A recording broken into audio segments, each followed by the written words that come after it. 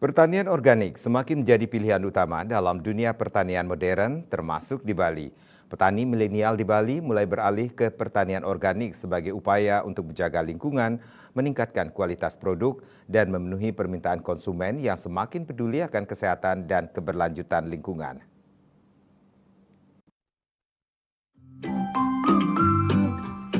Petani milenial di Bali terus berupaya untuk memajukan serta mengembangkan pertanian organik di Bali.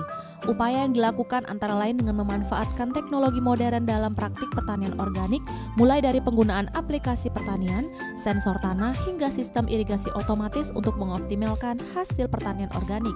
Selain itu, petani milenial aktif menjalin kolaborasi dan jaringan dengan petani organik lainnya, pelaku usaha di bidang pertanian, serta komunitas yang peduli terhadap pertanian organik. Kolaborasi ini memungkinkan pertukaran pengetahuan, pengalaman, dan dukungan dalam mengembangkan pertanian organik di Bali. Petani milenial tidak hanya fokus pada praktik pertanian organik, tetapi juga memberikan edukasi dan pelatihan kepada petani lain maupun masyarakat sekitar tentang pentingnya pertanian organik, cara bercocok tanam organik, dan manfaat bagi lingkungan dan kesehatan. Memahami pentingnya pemasaran dan branding dalam memajukan pertanian organik, petani milenial mengembangkan strategi pemasaran yang kreatif, membangun brand awareness, dan menjalin kemitraan dengan restoran, hotel, dan toko untuk memasarkan produk pertanian organik mereka. Petani milenial selalu mencari inovasi dalam praktik pertanian organik mereka. Mereka terus melakukan riset dan pengembangan untuk meningkatkan efisiensi, produktivitas, dan keberlanjutan pertanian organik di Bali. Pertanian yang saya jalani sekarang itu pertanian organik, yang dimana saya dulu emang berkecimpung ke pertanian konvensional bersama orang tua, tapi saya berpikir bahwa alam tuh akan dirusak kalau kita meneruskan penggunaan konvensional. Maka dari itu saya bersama orang tua ingin berbenah mulai sekarang, cintailah alam gitu. Dari penggunaan pupuk organik, kita juga dapat mengurangi residu yang terdapat pada lingkungan.